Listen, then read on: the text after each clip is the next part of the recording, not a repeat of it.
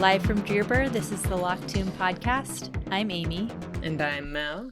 We're rereading Harrow the Ninth by Tamsyn Muir. Today we're starting Act 5 with chapters 40 through 46.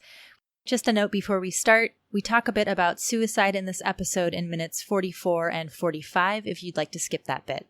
Okay, we start with an alternate universe marathon.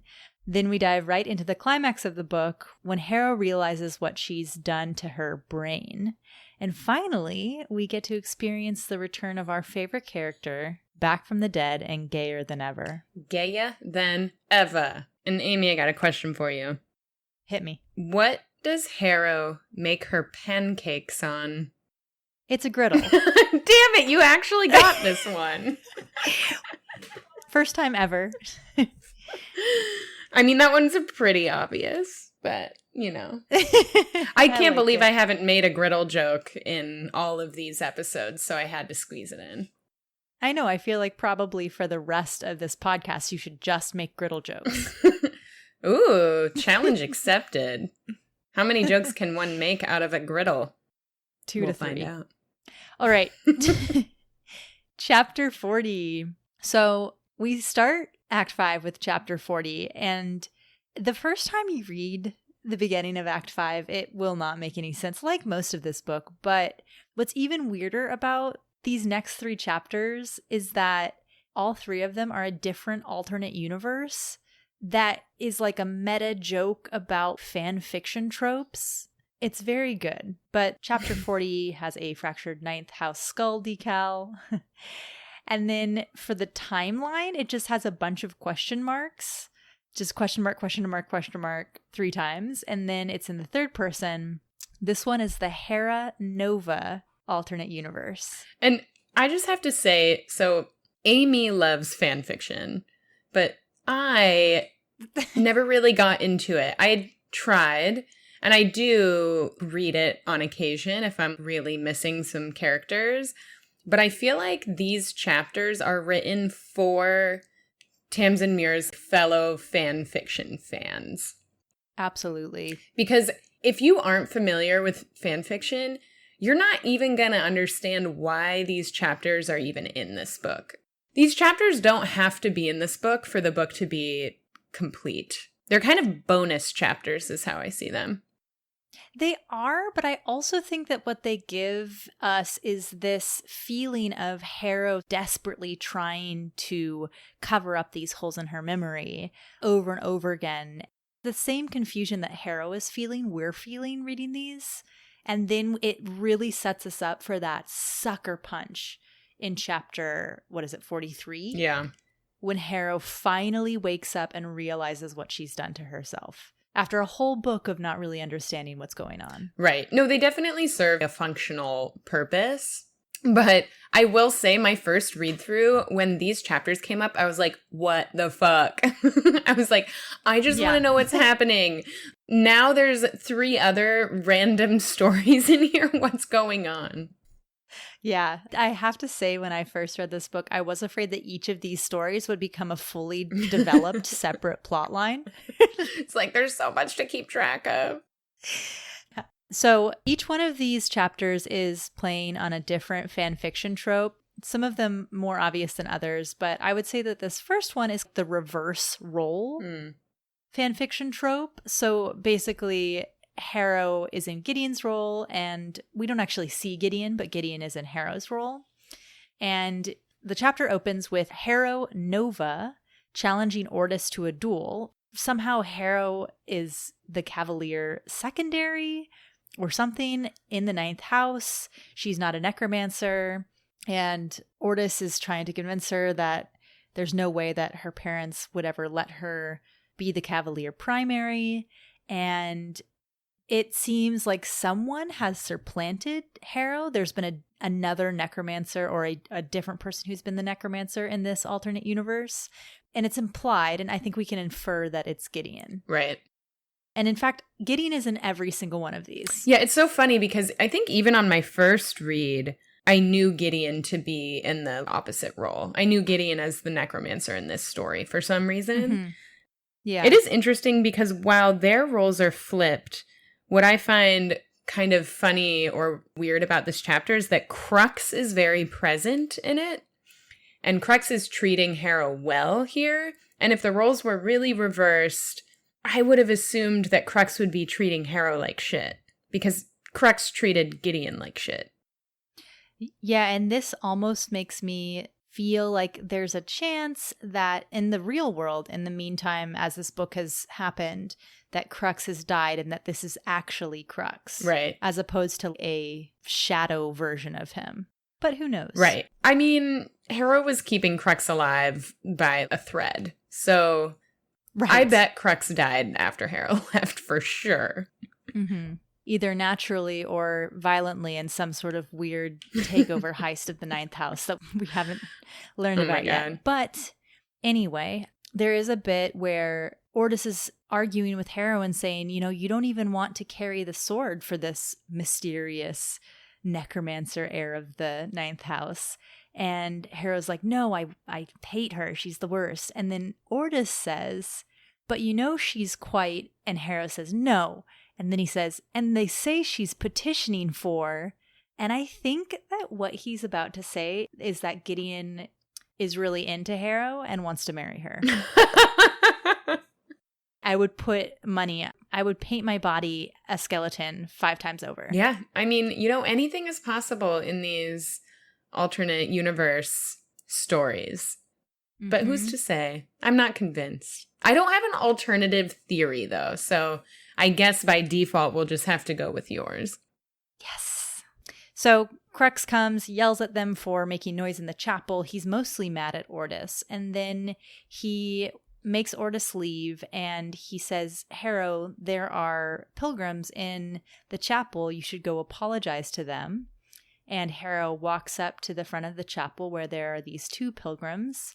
And she realizes that the man is the woman's husband. And then she realizes that there's no way that she could have known that.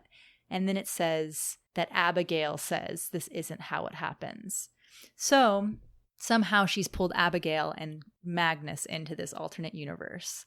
And then we get to chapter 41. These are short little chapters. So this one starts with a fractured 5th house skull. The timeline is before, It continues in the 3rd person. This is a fan fiction trope where all of the characters are at a formal ball. Love it. I feel like I haven't actually read a lot of these, but I do know of at least one, and I feel like it's probably a bigger trope if I've read one, and I don't actually. Contrary to your apparent belief, I am not like hugely into fan fiction. I just read it sometimes and like sometimes a lot. I like this chapter, 1, because it is short. Oh my God. And as a first time reader, I have no patience for this. As a 2nd, 3rd, and 4th time reader, I read them slowly and they're fun. But that's because I'm not anxious about what's going to happen at the end. Like I already know. But right. This is fun. I mean, for a few different reasons, but we can assume that Harrow's never been to a ball before, and yet her subconscious has created a ball that sounds like a pretty rad party. So somewhere, just buried deep down, is a Harrow who knows how to have a good time. Yeah. Oh, that's a great takeaway from this chapter, Mel. I mean, she doesn't seem to be having a good time in the ball, but the fact that she created this is pretty impressive. Right. So just to go a little bit more into it, Harrow, Iglamine, and Ortis are at a ball for Her Divine Highness, who is never named, but I think also is quite obviously Gideon. Mm-hmm. And what I think is really interesting about this is apparently all these people are at this ball to vie for the hand of Her Divine Highness. So God's daughter. That's what it makes it sound like. And I think it's interesting because I remember reading in an interview that Tamsyn Muir says that in Harrow the Ninth, Harrow is grappling with Gideon's divinity, which makes it sound like Harrow suspects or knows of Gideon's divinity. I don't actually know if that's true, but this alternate universe does seem to imply that Harrow has some inkling of Gideon's divinity, or at least, I'm not sure. Or she just has put Gideon up on a pedestal now, the pedestal where Gideon belongs. But also, Gideon didn't die in the Kresh flu, and so it's possible that Harrow does suspect something. Right. And I also think that when Harrow told Gideon that no one was coming for her and no one loved her and she didn't have important parents, that seems so defensive that it almost feels like there might have been a part of Harrow that just was afraid that Gideon had important parents, because it might mean that they would take Gideon away from her. And Gideon was the only person, even though she was her nemesis, Gideon was the only person who, she had some sort of relationship with. Oh, another thing. I'm also wondering if Iglamine is dead, or if this is a shadow of Iglamine. Right. Oh, I hope not. I like Iglamine. I mean, she can serve a purpose in the river also, but I hope she's not dead. Yeah, certainly. But they're interrupted when a woman and a man walk up, and the man is eating a canapé. And one of my favorite lines in this chapter is Magnus, the man, says, "Have you ever eaten party food, Harrow? Because if not, this is incredibly accurate. No taste, but incredibly salty." That's completely true. That's how Harrow cooks. I feel like that's 3/4 of weddings. Yeah, I think you're right. Yeah, wedding food. Yeah. But anyway, at the very end of this, once again, Abigail says, "This isn't how it happens." And we head on over to chapter 42. And you think these are over, and then you're hit with a third. I know.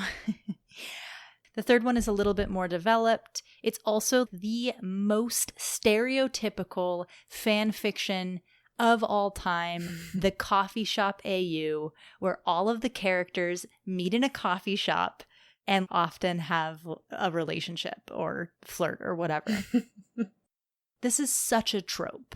But in this weird coffee shop AU, Harrow is a cohort chaplain, and she runs into the fourth house. So Isaac and Jean-Marie, who are also officers in the cohort, and Jean-Marie and Isaac try and convince Harrow to be buds with them because Isaac and Harrow are both house heirs. And Jean-Marie is just going off, as always, about all sorts of things. And she starts to talk about the coffee. And she says the coffee is a little bit weird. It has all these extra acids and stuff in it. And she asks Isaac what it's called. And he says bioadaptive reuptake inhibitors, I think it is. So berry. And then they say, yeah, and there's a new berry star in the cafeteria that we should go visit, which is the dumbest joke I've ever heard, but so funny also. Oh my God, I did not get that. Barista. That's hilarious. Oh my God, That's like... I've read this like 4 or 5 times. That's so funny. Yeah. I will say that there's one interesting thing that I thought of here. The fourth house twins have an insignia that shows that they've seen action. And I wonder if this is Harrow subconsciously acknowledging their deaths. If that makes sense. Yeah. Mm-hmm. And then they do go to the cafeteria against Harrow's better judgment, and they get in line for a coffee. And this berry star is a really hot babe, basically. Harrow is looking at this berry star. There's a lot of like crackling sexual tension here. The berry star has red hair. The arms beneath the rolled up sleeves betrayed lean, taut muscle, a little dewy with sweat and steam from the mess. Come on, Mel. Yeah, I have nothing to say against. This is very clear that Harrow's tapping in to some attraction that she has for Gideon. I mean, yes. Here's the thing. Who wouldn't be attracted to Gideon? Okay? Again, I'm not saying that there's not some level of attraction. I don't know. But okay, I can't deny this. This is here. It is obvious. Yeah, but right as Harrow looks up and is about to say the eyes beneath that mop of red hair were ... It's about to say gold or whatever. Abigail shows up and says, absolutely not. Damn it, Abigail. Yeah, I would have really liked to see that one play out. This is really the one moment where I don't love Abigail. I'm like, can you just let us see what happens here? What would have happened? I know what you think would have happened. Yeah, and I will say that there is a ton of fan fiction out there that continues all three of these alternate universes, and they are very good. Oh. Mm-hmm. Well, I will be seeking out the continuation of this one. So that's the end of the AU Marathon, and we move on to Chapter 43. Chapter 43 is a heartbreaking chapter to read. Ugh. We have a fractured Ninth House skull wearing Gideon's glasses. It's one night before the Emperor's murder. It's in the third person. We're in the river bubble, which I'm pretty sure that any of the river bubble chapters, we actually don't have a time stamp on it when it compares to the Emperor's murder. Mm-hmm. I think this is the first river bubble that actually has that, which means that these two consciousnesses of Harrow are colliding here.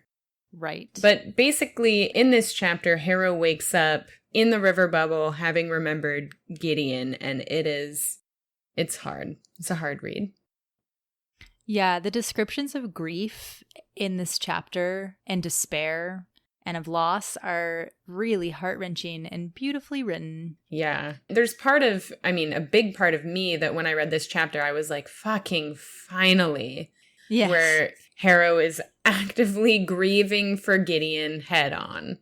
Mm-hmm. And the chapter starts, there's a little bit of noise as Harrow's waking up. Some other people are clearly there. But the first thing that comes out of Harrow's mouth is, if I forget you, let my right hand be forgotten. Add more also, if aught but death part me and thee. And then she says, griddle. And you're like, oh, finally.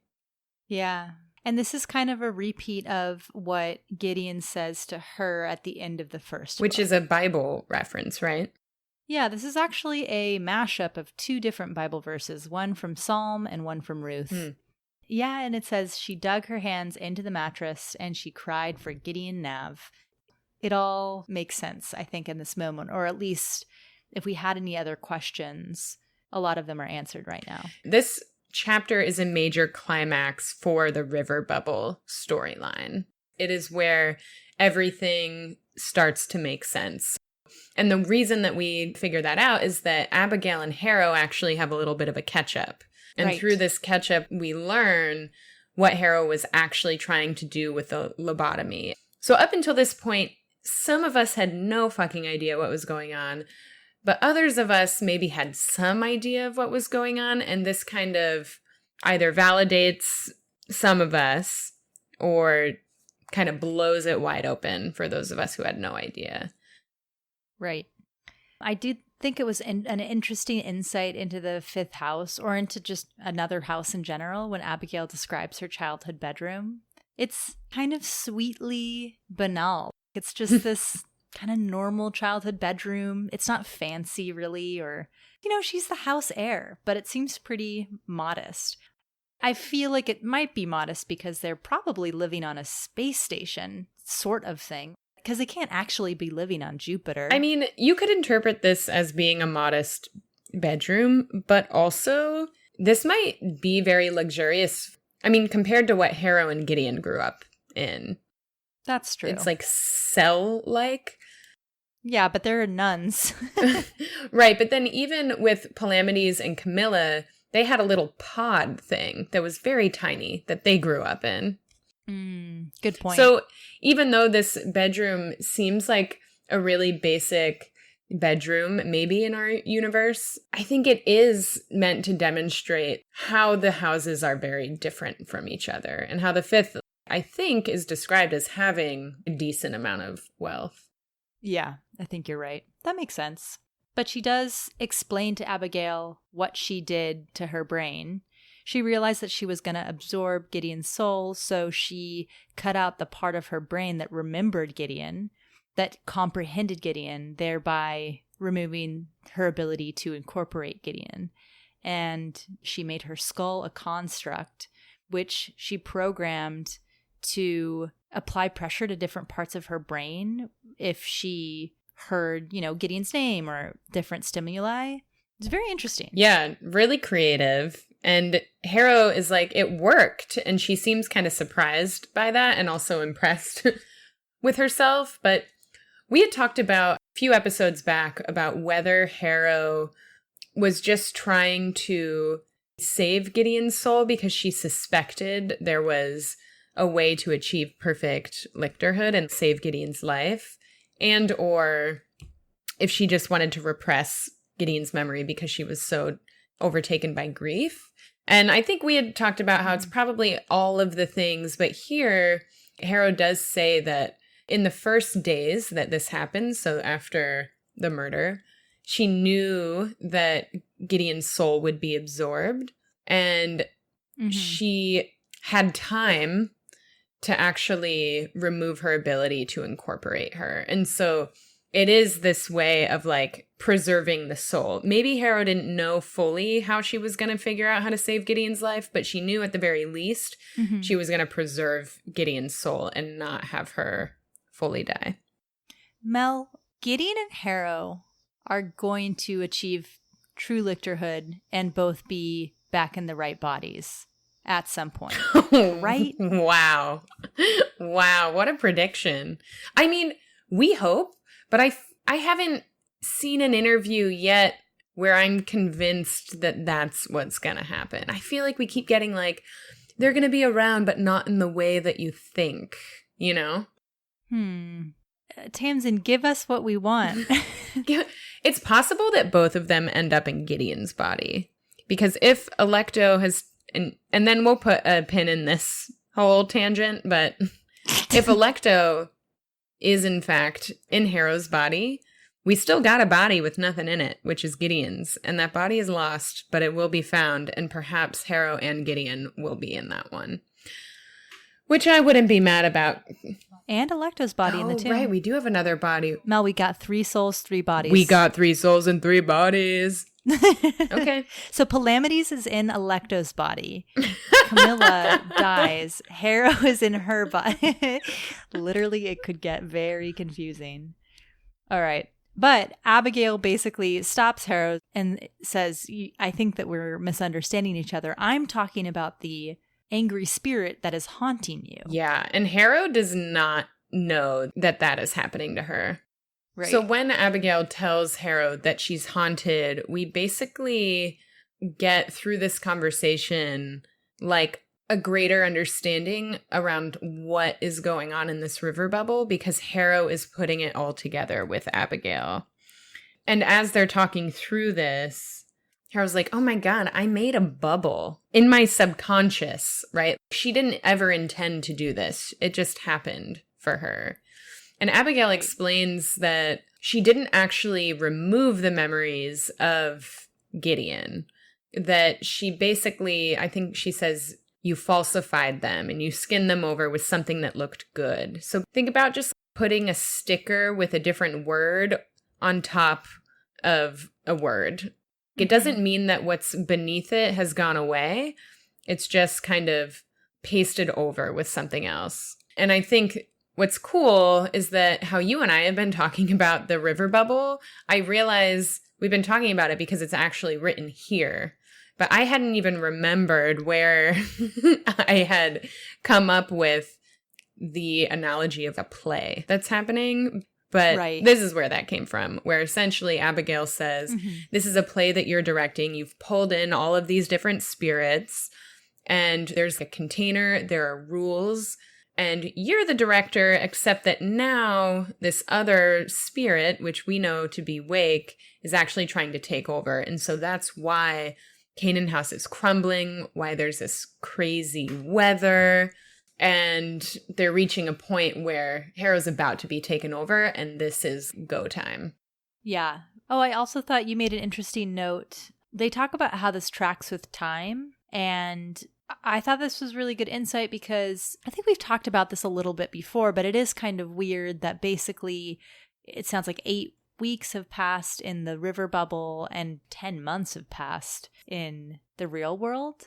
And Abigail says that basically time has been dilated and then contracted every time that Harrow sleeps or is unconscious. So that makes sense. Right. I think in general, whenever we read any sort of time travel-y type thing, usually time tracks differently. And I mean, when you think about it, when you sleep, you're experiencing a whole lot of stuff, and then you wake up, and that time in your dream versus in the actual world is very different. And so that's basically the same thing that's happening here. I'm interested by this experience that Abigail's describing about how she hasn't experienced any breaks in time. So that's kind of interesting. It's not like the river bubble is operating when Harrow is awake on the Mithraeum, but Abigail isn't experiencing any breaks in time. Right. And this is similar to Palamity's bubble, where he thinks it's been a much shorter amount of time. Obviously, he's not been controlled by another person. Right. But still, it seems that less time passes for the people in the bubble than out. Right.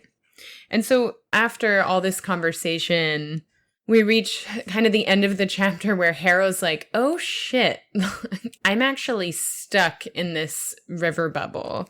And I think she even says she was stabbed through the stomach. Yeah. So she knows that there's been an attempted murder on her life out on the Mithraeum, and that she can't just like make her way back there. And so she's like, what do I do? And that is essentially, she asks, I think, what is happening out there? And that's how the chapter ends. And it launches us right into one of the best chapters. Not because anything great happens. It's not like a big chapter where we realize all this stuff. But our fucking favorite character is back. Thank the goddess. Yeah, she certainly is. Unfortunately, she is in a scrawny little necromancer body. But she does pretty well with it. The chapter opens with a herald decal. We're back in second person, but also in first person, because it is Gideon talking to Harrow, but also referring to herself. Right. It's so cool how this is written. Yes. Gideon wakes up on the Mithraeum in Harrow's body. Harrow's body has a sword through the stomach, which is the last moment that Harrow remembers as well, but she's in the bubble. Now Gideon's in her body. Gideon takes the sword, pushes it backwards out of her body, and she immediately heals, which is a thing that Harrow could never do. The next couple chapters with Gideon in them, Gideon is just so taken with how Harrow's body just heals right back up. Yeah.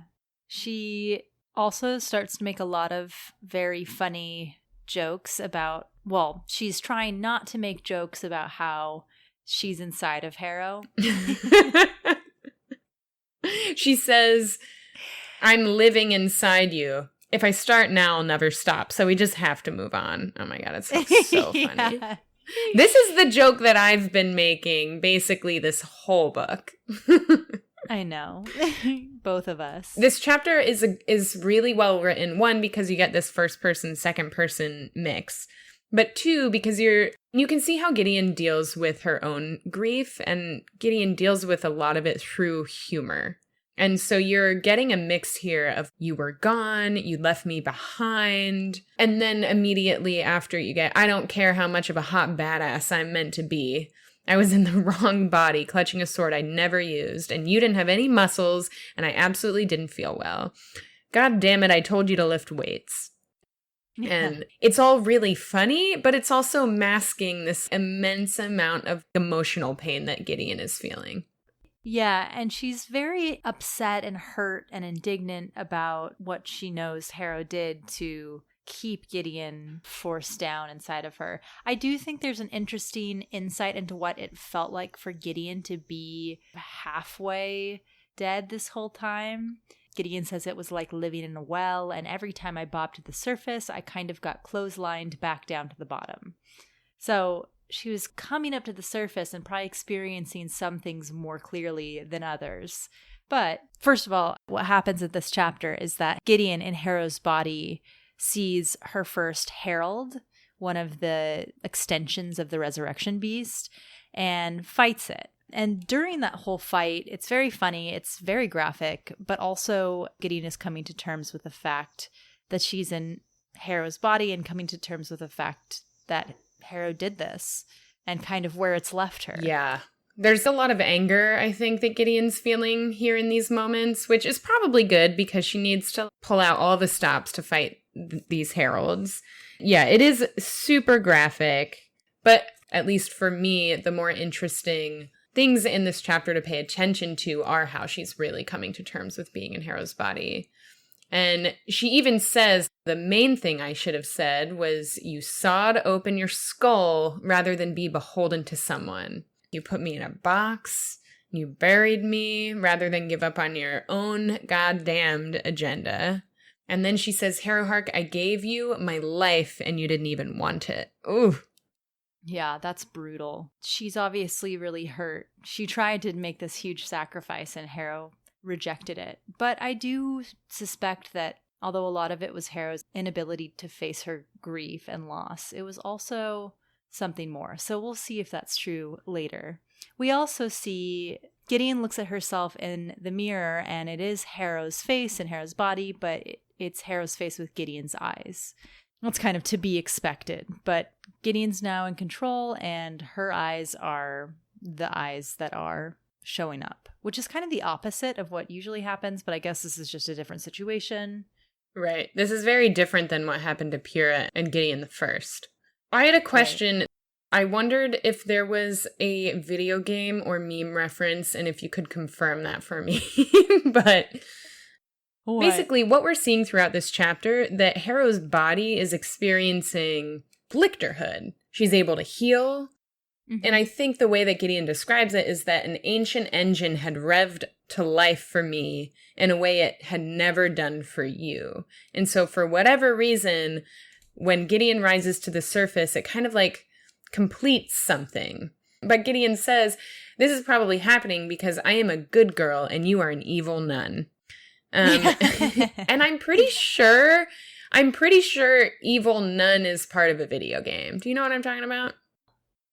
No, not at all. Horror at School. I don't know. It's like evilnungame.com. I don't know. I Googled this and it's really creepy. And I don't know if it has anything to do with this, but it's weird. Well, can we ask all of the bone nerds out there to please let us know if there's a video game reference here when she says evil nun? It just sounds like it's a reference. I am a good girl and you are an evil nun. Yeah. Either way, it's really freaking funny. It's so funny. This chapter is just really funny all around and really sad at the same time. And once again, it's pretty cool how Tamsyn Muir is able to bring us both humor and sadness in the same sentence. Speaking of, there is a very good moment where Gideon is trying to get Harrow to come back to her body by saying really embarrassing things. Like, Palamedes is so much smarter than me. And then she says, oh, Gideon, I was so dumb to think a tub of ancient freezer meat was my girlfriend. Please show me how to do a press-up. Also, I'm very obviously attracted to you. And then it cuts off. But I'm just saying, Mel, she's trying to say, I'm very obviously attracted to you. Well, obviously, that's what Gideon is trying to say here, but this is coming from Gideon, not from Harrow. Of course, Gideon has the hots for Harrow. We're not arguing Gideon's side of things here. Wow, okay. I'd like everyone to recognize that Mel has come quite far from episode 5 or whatever, in which they definitely said that there was no sexual tension either way. I mean, here's the thing. I think that Gideon does have a thing for Harrow. Okay. I'm just not convinced that they are like sexually compatible, that it's like a sexual relationship. I didn't say that they were compatible. I think that there's attraction. I think that there's deep love. But Harrow and Ianthe's sexual energy seems much higher to me. And I'm not saying that's love, because it's not. It's a different kind of relationship, and maybe it's a fucked up one. All right. All right, y'all. Let's move on from these shenanigans. We are going to chapter 45. This has a second house skull, which I find interesting, but I think it's because we end up in Gideon and Pyrrha's chambers. Yeah. It's in the third person. We are back in the river bubble. We get a lot of clarity. There are a lot of revelations here. And there's really beautiful camaraderie between all of these spirits plus Harrow in the bubble. Yeah, and we start with just really awful descriptions of the horrible, nasty shit that is taking over Canaan House. It's like little tubes and nasty, bubbling, fluidy filled sacks and pipettes and broken glass and capsules, pills. They're all just like falling out of all this shit. It's nasty. Yeah, I think I had asked you a question. It was a different time in the river bubble where it ended with pipettes falling to the ground, and Ortis had asked Harrow if she wanted to ask him if he could see them. And I think I had asked, what is up with the pipettes? And you thought it was because it's Wake taking over. And I think that's very much confirmed here, because once again, pipettes are all over the place. There's broken glass fronted containers filled with dark fluid, mysterious lumps floating suspended within, and shattered skeletons. And then lying in the slithering mass of tubes or on mountains of what look to be capsules or pills. I think this is all part of the gear that Wake used to impregnate herself. And the old dolls or whatever that Mercy Morn had put together that died. Yeah, I think that is pretty likely. The only thing I could think of otherwise is that it's something to do with the research that was happening in Canaan House in the past, but that wouldn't really make sense.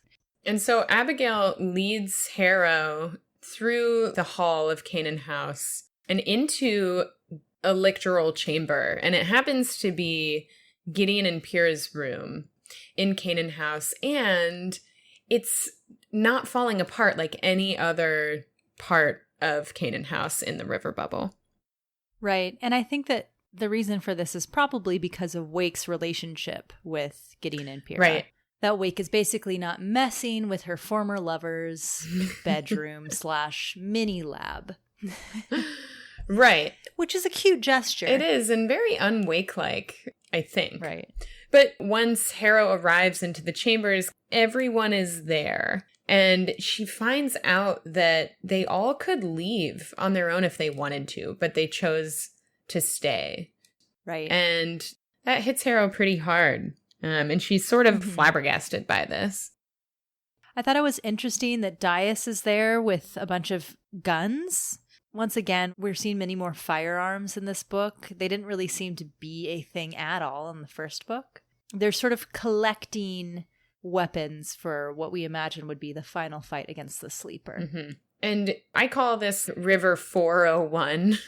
We're used to getting taught about the river from the lictors, but in fact here we are understanding through Abigail's lived experience or unlived experience what's actually happening in the river here and like how it all works.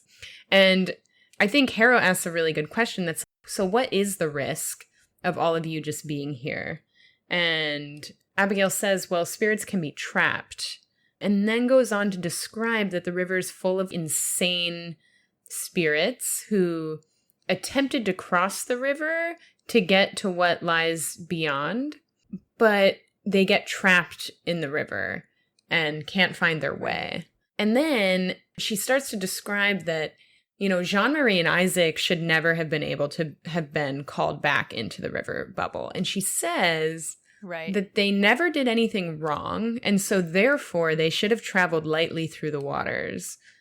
Mm-hmm. Which I found really interesting because it suggests like some sort of measurement of morality that impacts a spirit's ability to move through the river.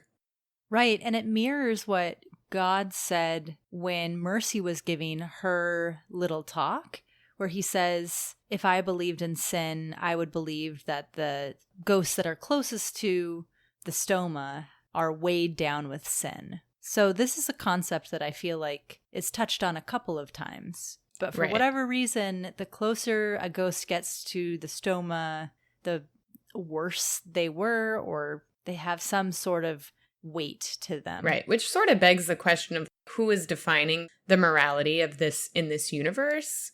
Mm-hmm. We don't know, but there is something that is happening here. So Abigail then goes on to say that she doesn't think that the emperor knows anything of what lies beyond the river, which I think God confirmed a while back. And she says that she thinks there's a lot more that like necromancy that can be tapped into if we actually researched it, but that right now something has gone terribly wrong in the river. And I think this is going to be a really important part of maybe the fourth and final book. Right. But something is wrong, right? Because Jean-Marie and Isaac shouldn't have been called back. Everyone is kind of going insane in the river and not able to cross it. And so what do you have an idea of what you think is happening here? I don't know what's gone wrong, but I do wonder if there was a balance between thalergy and thanergy that God has disrupted, and that for some reason is causing this decline in the river. But it's also not entirely clear what exactly has gone wrong. Because it also seems that there have been insane ghosts in the river for 10,000 years. So I don't know if it's just gotten worse or what exactly she means here. I think Harrow says it's been thousands of years since anybody bothered to believe in the river beyond. So apparently, in the past, this was not a super niche theory.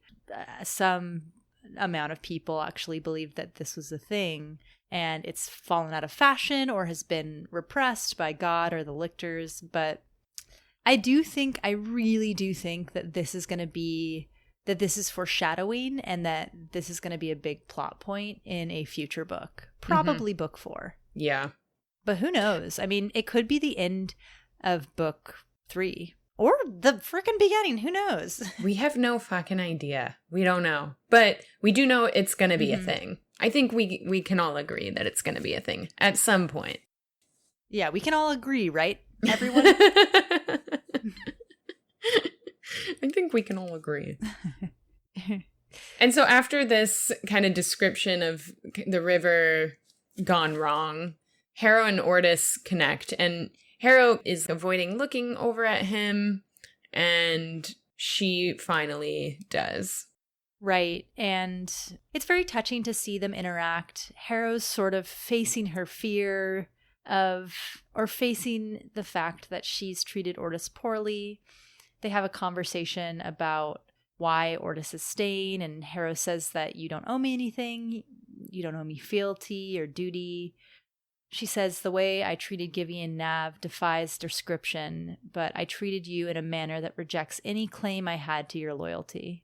And he asks her how Gideon died, and there's a really interesting bit in here where it says that even though Gideon had died quite a while before, in her mind it was only the 3rd day after Gideon died. And it says, it was the morning of the 3rd day in a universe without her cavalier. It was the morning of the 3rd day. And that is definitely a Bible reference to Jesus's resurrection, which Gideon definitely has a lot of Jesus similarities, like, you know, Son of God, blah, blah, blah. But in the Bible, on the morning of the 3rd day, Jesus rises from the dead. So that's interesting. Yeah. Your note here, grief, grief, grief, sad, sad, sad. Yeah.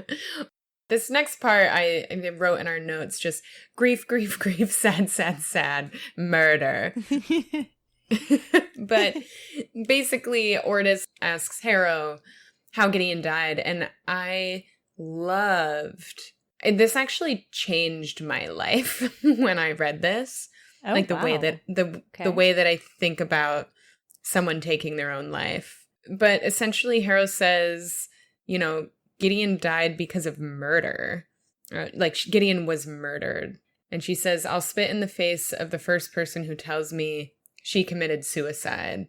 She was in an impossible situation, and she died trying to escape it. She was murdered, but she maneuvered her murder to let me live. And I think I had referred to Gideon's death in a past episode as suicide. But thinking about suicide in that way kind of places the blame on that person and not the society and world that failed that person. And so I appreciated the reframe here where we're not calling what Gideon did suicide, we're calling it murder because it was the 9 houses, it was Kithurea, it was the situation that God put them in that made this happen. And Gideon did what she felt she had to do. Right, she was trying to save Harrow's life, which makes sense. And this is a really beautiful moment because Ortis says, if there's anything I know about young Gideon, it's that she did everything deliberately. And Harrow has a breakdown and wails and says, she died because I let her, you don't understand, which is like the child the like helpless, traumatized child inside Harrow that is just filled with so much grief and sadness and releases all of that through an exclamation. And then Ortis goes over and just hugs her. Yeah, it's described as embrace of a brother, which, he is kind of the closest thing she has to a brother.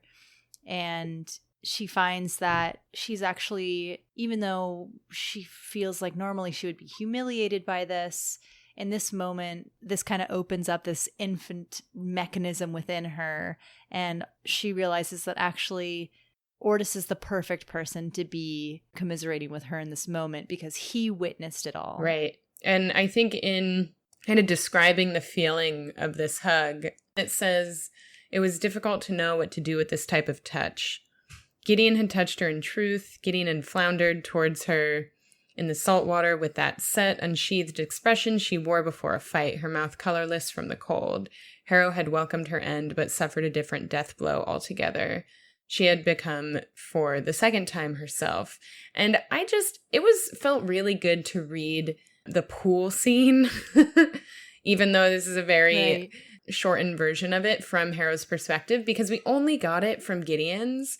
And it's nice to read this and know that it really meant something it meant a lot to Harrow. And we could tell that from their conversation. I think throughout this whole book, we're not sure fully how Harrow thinks of Gideon. And then in this moment, in this chapter, it becomes much clearer. Right. Before she describes how Gideon had touched her, it talks about how when she first saw the body in the tomb, she thought the hand kind of twitched towards her. And that's, first of all, very interesting to hear because I actually think that it probably did. Mm-hmm. And secondly, it's interesting because she compares that twitch towards her with Gideon's embrace. And I think this is showing character growth here. I think Harrow, through all of this, is slowly coming to realize that although the body in the tomb is something that she loves and is infatuated with, these people who are actually here, who she can actually hold and touch, who can touch her in truth, are what's really important. And I think that's going to be one of Harrow's greatest points of growth in these books. I don't know for sure, but I do think she's starting to realize how important that actual touch and actual presence is. Totally. Yeah, what's right in front of you, or now what's in you. Right.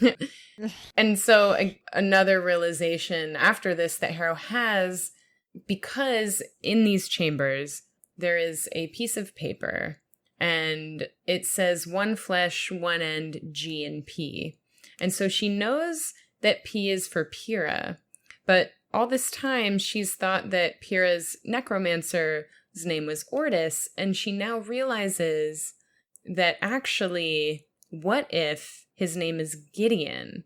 Because of the description of how she fucked around with her brain to paste over Gideon with Ortis, would make sense.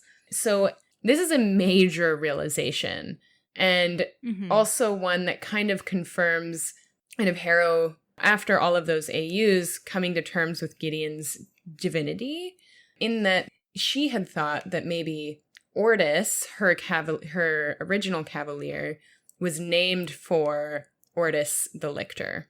but instead is now wondering, what if we named Gideon for Gideon the Lictor? And so the pieces are starting to come together. They're not fully together yet, but we're moving towards a fuller understanding around who Gideon actually is. Yep. And then she flips the page over, and there's another Wake note. And it says, the only thing our civilization can ever learn from yours is that when our backs are to the wall and our towers are falling all around us and we are watching ourselves burn, we rarely become heroes. Yikes. Yoicks. What does that even mean? I think it means that God thinks he's such a hero for taking the world back from the brink of the apocalypse and like creating this other thing. But he also destroyed and created this. We still don't really know what necromancy is, but that makes sense. Like, God did not actually become a hero. Certainly not according to Blood of Eden. No, I mean, if you create a whole magic system that relies on death, I don't think you could be called a hero. Yeah, and I think also this might be referring to the fact that Wake's civilization is kind of, it's back against the wall and all of their towers are falling around because of the 9 houses. Mm-hmm. And I think maybe Wake is just saying here, like, admitting that she's not trying to be a hero. She's not trying to, like, be honorable. She's just trying to freaking destroy. Yeah, she at least owns who she is. Mm-hmm. We finish off the chapter with Abigail sharing that the plan is to exorcise the sleeper. And then we move on to chapter 46. So there's a funny timeline thing that happens here where Abigail shares the plan to exorcise the sleeper. And we get this next chapter where Wake shows up in the end. So we could assume that actually they have exorcised the sleeper before chapter 46 takes place. Oh, yeah, it could be. All right. Chapter 46, 8th House Skull, first person on the Mithraeum with Gideon in Harrow's body. 8th House Skull because we've got a really, really unhinged encounter with Mercy Morn. When is it not unhinged, though? This is another great chapter. It is. I don't want to get too into like the first bit where basically Gideon is fighting a bunch of heralds. It's a very graphic description of many Harrows that she kills. She gets her thumb bit off at one point and it just grows back. There's not much that we learn there except that Gideon, even in Harrow's body, is a badass. Yes. And through all that fighting, towards the end, part of the end of it, Gideon goes to like clean up because she's just a mess. Yes. And she discovers the exoskeleton that Harrow had created for herself to hold all the notes. And Gideon actually takes the exoskeleton off. And so now there is no more exoskeleton on Harrow's body. Gideon cleans up a little bit. She goes off through the halls of the Mithraeum, and then she first encounters Mercy Morn. Oh, Mel, that means that the notes are gone. We'll never see the notes again. Yeah. Wow, okay. I hadn't really thought about that. Okay. Go on, Mercy Morn. I feel like you should share this encounter because you have the reference to Lemonmouth Prime. Yeah, so Gideon says, I ran into Lemonmouth Prime, the lictor you call Mercy Morn. And I think I said this last episode that I think that is maybe a lemon grab reference. I think this because I think at some point Tamsyn Muir actually said Mercy Morn was based on lemon grab. Anyway, I read this as Lemon Grab Prime, even though it's Lemon Mouth. But yeah, I just, it's like a clash of world. You know when you like bring two friends together who have never met, so like they're in different circles, and then you throw a party and like worlds collide? Oh, yeah. That is how this feels to me when I'm reading it. I'm like, even though technically Gideon's been inside Harrow this whole time, so she's like sort of encountered Mercy Morn in a weird muted way. But this is the first time that Gideon is interacting with Mercy Morn, and it's fucking great. We learn so much, and Mercy Morn continues to be a horribly delightful character. But essentially, when Mercy Morn sees Gideon, she is afraid. She stares at Gideon's face. I think Gideon describes her as being shocked by misery. And it wasn't just fear. It was this like huge grief-stricken panic, a welter of unhappy terror. It was the face of someone who had just seen their one true love drop-kicked into a meat grinder and come out the other end as a pile of sausages. I just love how Tamsyn Muir describes panic and fear and horror in these books. It's so good. Yes. And what Mercy Morn says to Gideon is, so now you come to me first, which, if you'll remember, God had told Harrow during one of their conversations that he referred to A.L. as first. And so here Mercy Morn is saying, so now you come to me first at the end of everything. And so what's happening here is that Mercy Morn thinks that Gideon is Alecto because of the eyes.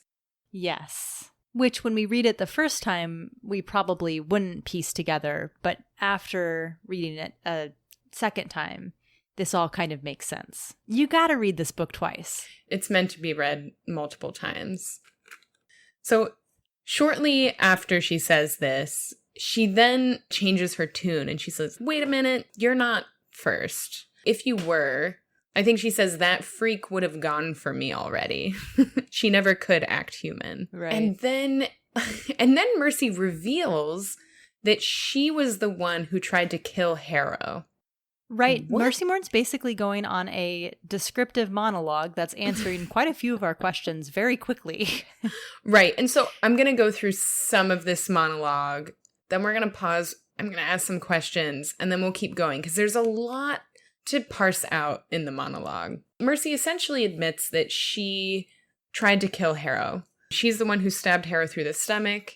And Gideon's like, are you telling me you stabbed my necromancer? And Mercy's like, yeah, and you should have thanked me for it.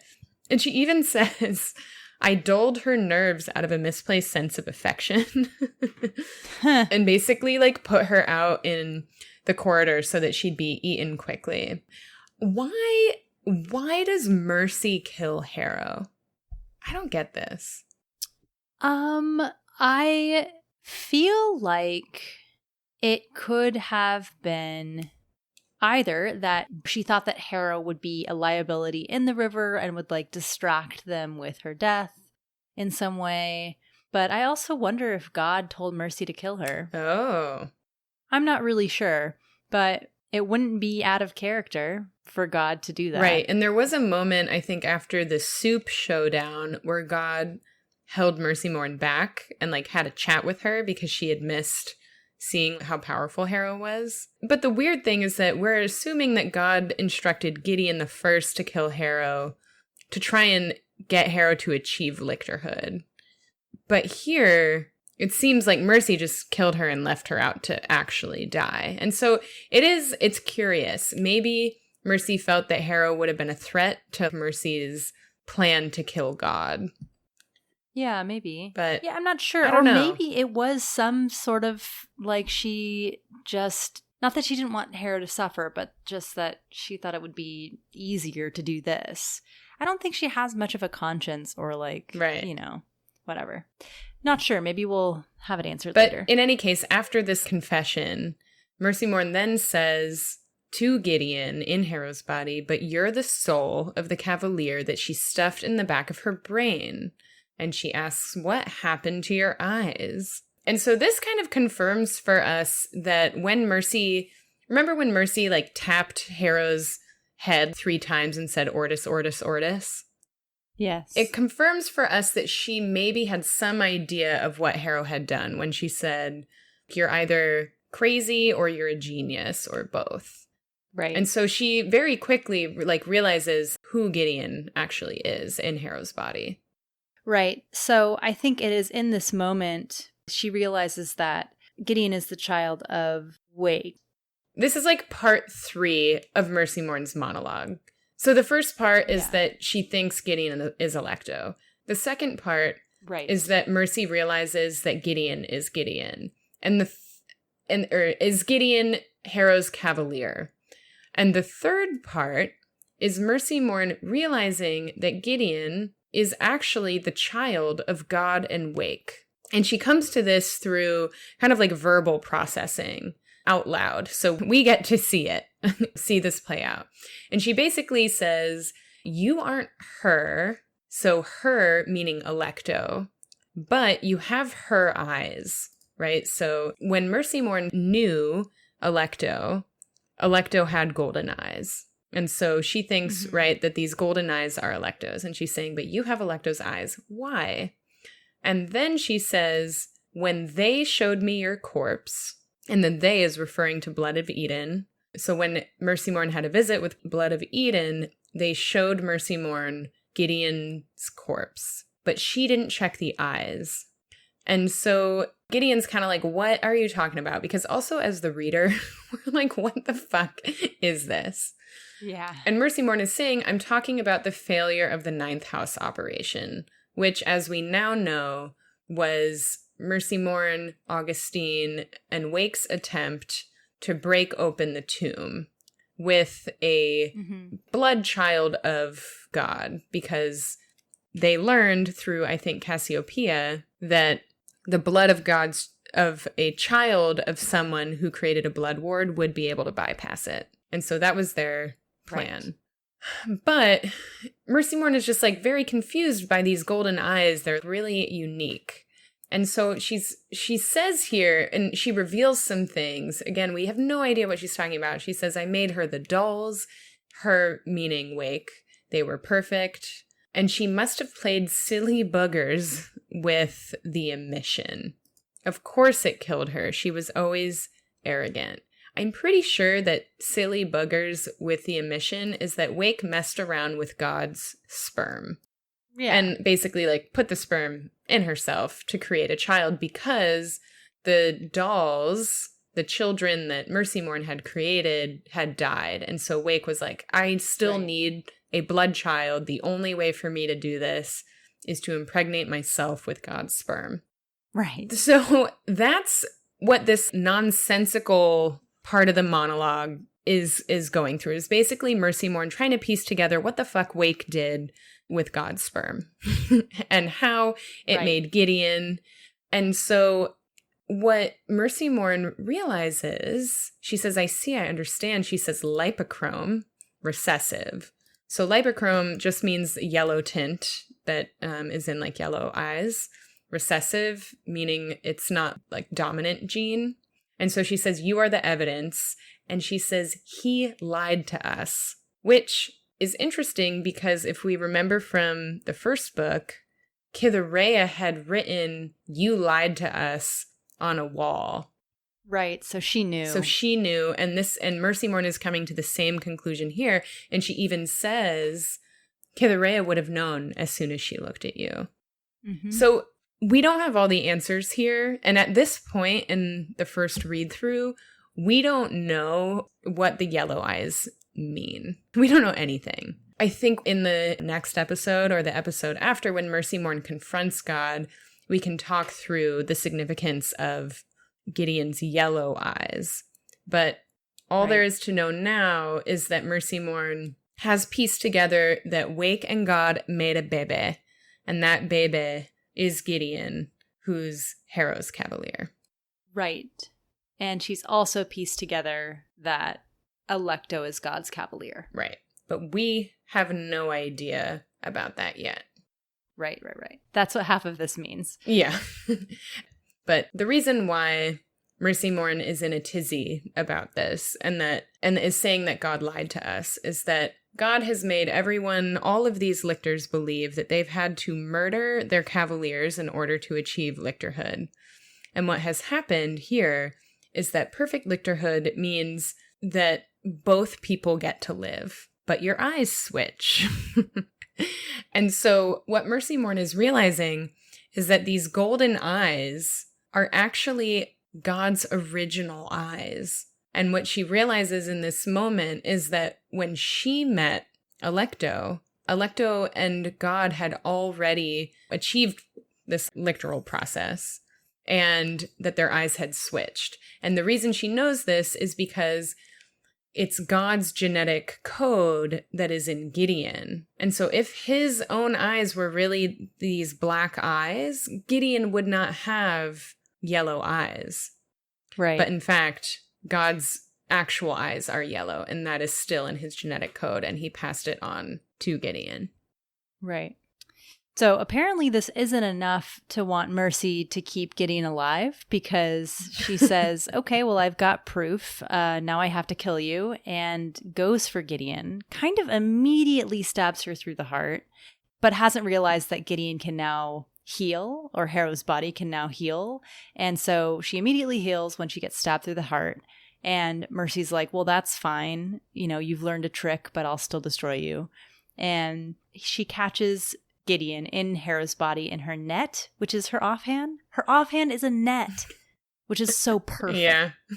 But right before she stabs Gideon right through the head, like up through the jaw, I think, she gets shot in the chest by Kithaerea, who is standing in the doorway holding a smoking gun. And what's interesting is that Mercy Morn doesn't scream in normal, like you just got shot through the heart way. She screams in the way that she was screaming when she was fighting the Heralds. So what I take from this is that these bullets are the Herald bullets that we talked about earlier in the book. And I'm really not sure how or why Gideon or Pyrrha or whatever, Kithaerea had them, or how they got into the hands of Wake inside Kithaerea, but I'm pretty sure that that's what's going on here. So Mercy Morn is writhing on the ground. Gideon looks up, sees Kithaerea in the doorway, doesn't really know what to do, and Kithaerea just says, goodbye, in a voice that's totally not Kithaerea, and then walks away. And in a mirror to Harrow's earlier in this section, Harrow saying, what the fuck is going on? Gideon now says, you know, just stands there, Mercy Morn shrieking next to her, and just says, what the fuck is going on? Yeah. I love Gideon's description around why she didn't run after Kithaerea. Oh, because yeah. this person just blew Mercy Morn through with an ancient gun or whatever. And like, it's just like been a total shit show. Like, wouldn't you run after Kithaerea? But Gideon's like, it's complicated. Sometimes a cute older girl shows you a lot of attention because she's bored or whatever. And you sort of have this maybe flirty, maybe not thing going on. And then it turns out she's an ancient warrior who's killed all your friends and she's coming for you. And then you both die and she turns up ages later in the broiling heat on a sacred space station. And like, it's complicated. Gideon doesn't even know how much more complicated it is. I know. She doesn't even know that's her mother. It's interesting because so much of this book is about Harrow, but it turns out that it's all about Gideon also.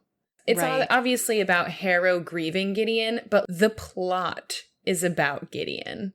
And when you read through this, there's Gideon all over this book. And it's funny because when you first read it, for me, I was so bummed out, like, oh, Gideon. But this book is all Gideon.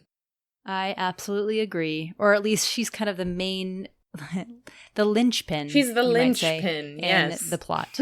Yes. Well, more on that next time. Thanks so much for joining us. If you liked listening, please rate and review us. If you have questions or comments or want to point something out that we missed, send us a question on our website, locktoompod.com, or on Twitter at locktoompod. We release episodes on Tuesdays wherever you find podcasts. Thanks as always to Olivia K for our theme music. I'm Amy. And I'm Mel. And we'll see you next time here at the Locktoon Podcast.